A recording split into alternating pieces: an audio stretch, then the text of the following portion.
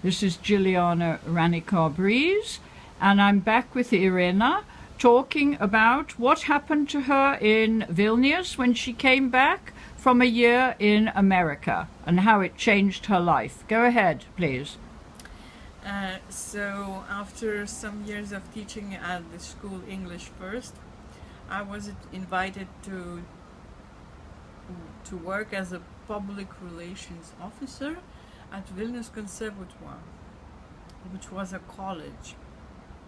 And I enjoyed those 5 years working there because my main job was to organize international touring and international events for the students and the professors.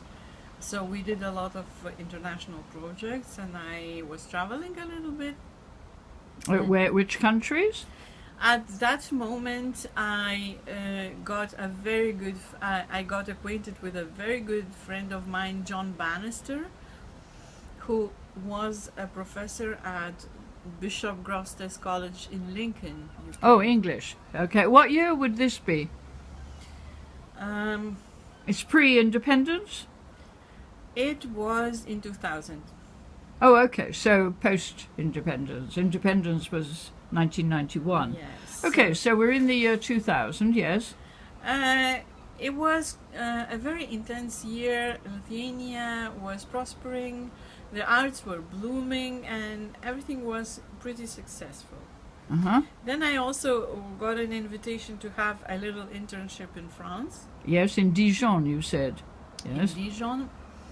And how long were you in Dijon? also about a year. Okay, and you speak French, of course, now?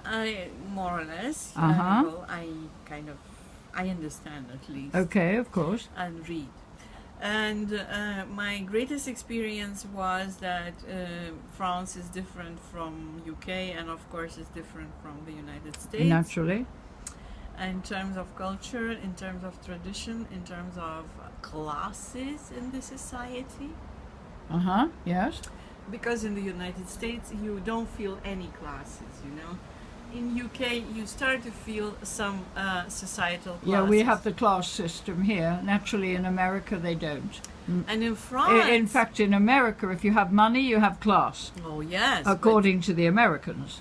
But in France, even if you don't have money, you have aristocratic roots, or you belong to Parisian Bohemian society, or not Parisian necessarily. So I could feel that we, the part of the course from Eastern Europe, we felt a little bit bizarre. You know, we were people from Mars. What, you felt inferior? I wouldn't use that strong word, but we weren't a family. No, you didn't integrate. Not really. Culture gap. Yeah, and my best friend was the Dutch guitar player. Mm-hmm. So he had a very old car, and we were kind of traveling around Dijon with this strange car and trying to discover interesting corners of Dijon. Very interesting. What I brought out of France, I think that my understanding of diversity started to develop.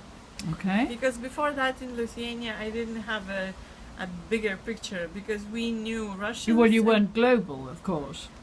You only knew Russia and the communist countries. And also Polish. Yes. Well, so-called the Warsaw Treaty. You know? Yes, yes.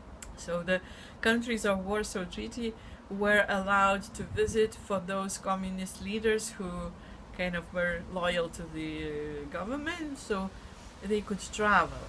My father sometimes, occasionally, as a deputy director of some engineering factory, could go to Yugoslavia or Romania or something. Yeah, so, but it's still the Soviet bloc. Yeah. Yeah. Nothing more. Yeah. So the mentality would be very limited. Although it was different, I mean, a little bit. Every country is a little bit different, but Yeah, it was but more, still more limited. You didn't have freedom of speech, though, did you? No, but it was, you know, the inner censorship. Yeah, yeah. So you knew that you shouldn't cover this topic or the other. And what about books?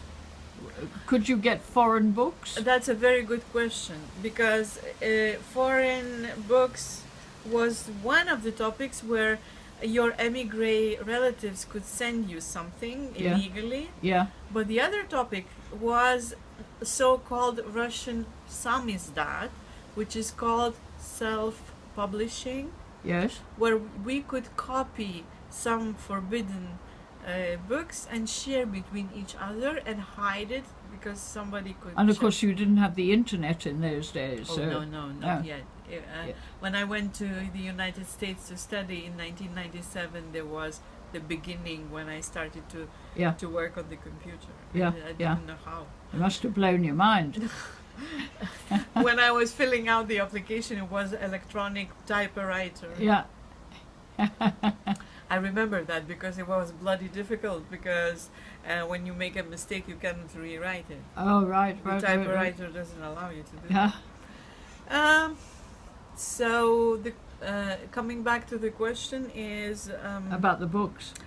Samizdat was giving you a chance to read the forbidden authors, like Nabokov, some interesting Russian authors. Not only, but Nabokov is more emigre and more sex than politics, you know.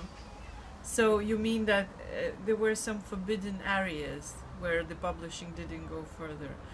Pro-communist authors were welcomed, like Jean-Paul Sartre. It was okay because he was a little bit leftist. And how about music? I mean, the Beatles, for example, or also a very good question. We had Radio Luxembourg. Oh, I remember that. And in Russia, they created a system of so-called glushilka, which means the sound eraser, the treble, so that we didn't hear the dangerous voices. But we still managed to find areas in the nature where this glushilka or troublemaker didn't work. So, how about the Rolling Stones? Were they allowed? Nothing was allowed. Nothing. Nothing was allowed. But I know the Ruby Tuesday anyway. Goodbye, Ruby Tuesday. Gradually, we received everything via Poland, because Poland is always more liberal Western gate to the world. Oh. And Lithuania was the western gate to the world for the Soviet Union, you know? I see. So that's why we were kind of a capitalist republic. Right. Although with this Soviet limitation. Well, I've been to Poland in the communist era and post-communist era, you know. But Poland was always a little gate to interesting movies, intriguing or scandalizing they had very artworks. Good cinema, particularly in the 60s, of course. Jazz and cinema. Yeah, that's right, jazz, yes, quite right, yes. Yes, I have had some Polish experiences. Yeah, so Poland, we cannot really underestimate the impact of Poland to Lithuania. Well, they were united, really, weren't they? I mean, the borders kept on changing. Not from 1939, I think. After the war, nothing has changed, I think. But pre-war, it was all mixed up, wasn't it? Yeah. And you speak Polish, do you? I do. Yeah. I do, although I am a little bit embarrassed, but I perfectly understand what they say. Yeah. You know, you always want to speak well. Yeah. And did you work in the theatre in Poland or live in Poland a while? No, just visiting. No. And I've been on Erasmus exchange trips to Krakow. To Krakow. Quite recent. Yes. So I like the Polish culture. Yes, yeah, and you have Polish friends. I do. Yes. They're nice people. And are you friendly with Alexandra? You know? I know her. But you're not particularly... I am not a close friend to her. Okay. And I know her artworks. Yes. She's a very nice theatre painter. Theatre, how do you call them? Who paint this? Yeah, she designed sets. Yeah. Yes, well, I have interviewed her as well. You'll have to look at it. Her whole family is wonderful. Yeah. Okay, right. Thank you very much. Thank you. Bye.